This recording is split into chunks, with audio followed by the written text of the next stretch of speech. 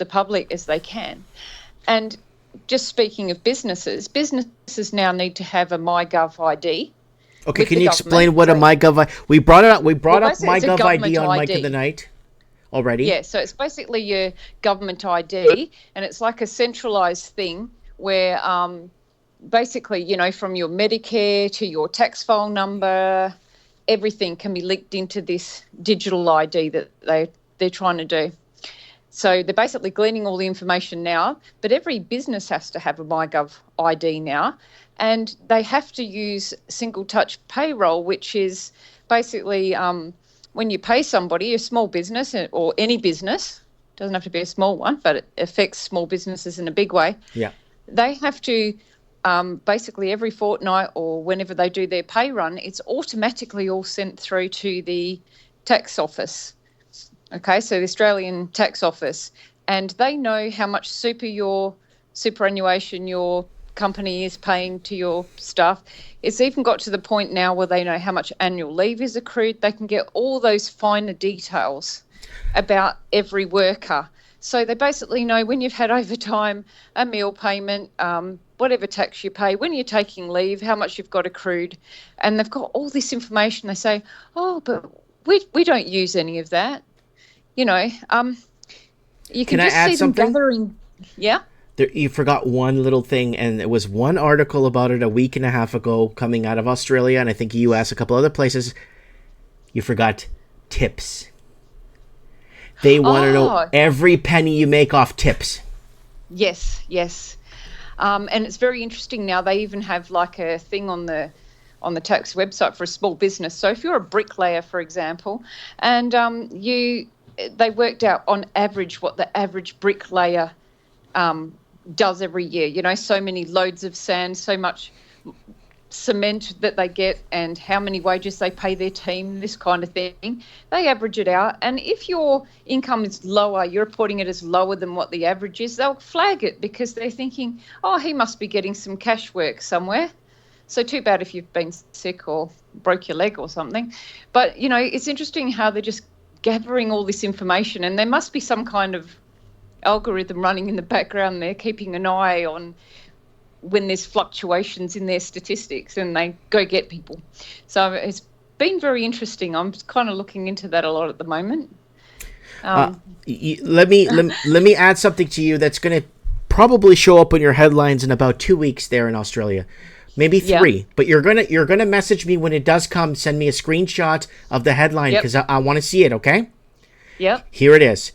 They are actually gonna employ another 67,000 more employees to work for the tax side of the Australian government of things to actually get more in depth, in your face, and in your business. They're gonna 60 to 65,000 new hires starting, I think, in a couple of weeks to the end of mid next year.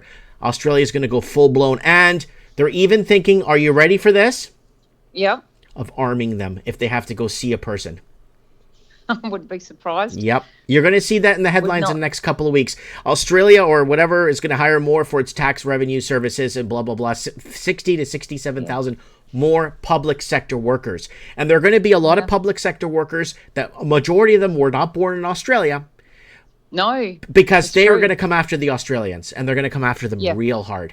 And it's like they're just trying to get any small businesses. They're just going broke. I've got so many friends where they've just been, this is where this legislated out of existence means they're just like making them jump through these hoops, pay all these fees and registrations, and then there's penalties if you do something wrong. So rather than do the job that you've been gifted to do and have the skill to do, you spend more time doing government paperwork and making sure that's all right, or you're going to get a fine or an infringement.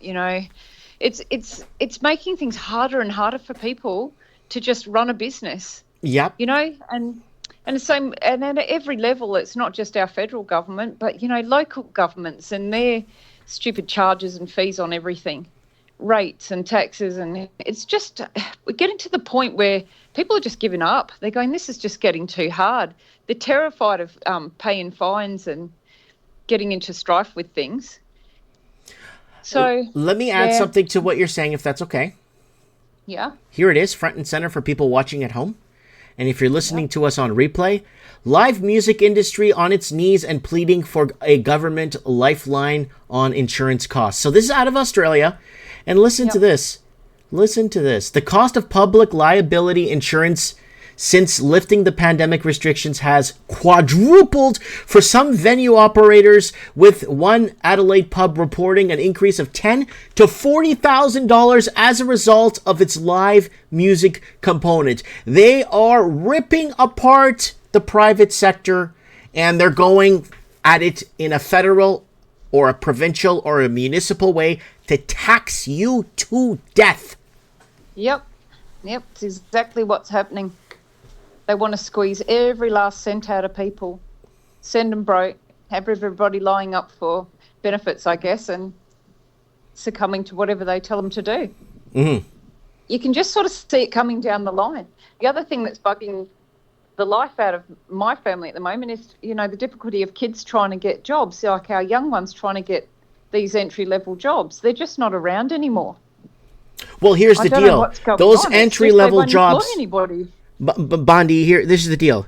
Your forefathers, your family, your grandparents, your great-grandparents, they built those buildings, but your children can't work in them. That's just how it works. Yeah. Yep. You're welcome to build the buildings.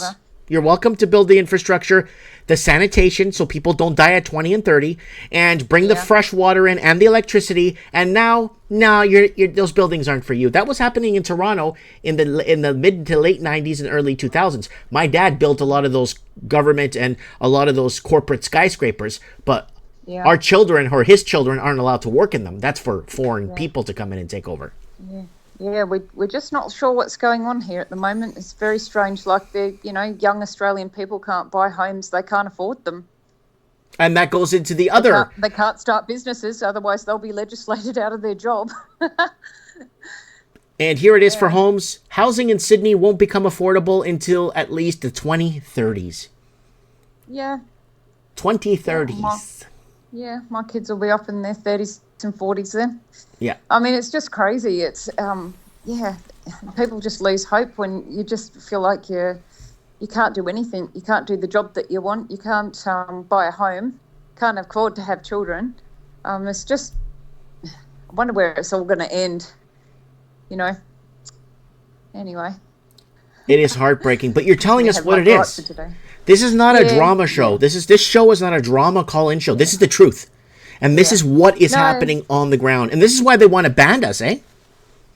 Yeah. I think, I'm sorry, I'm a bit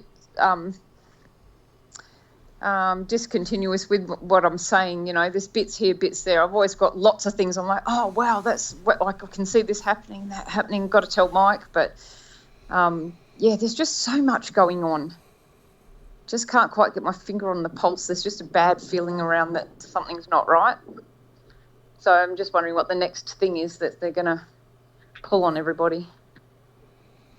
Well, the next thing... Well, you know what the next thing is. Come on, Bondi. You've been watching Mike in the Night for the last, 5 years?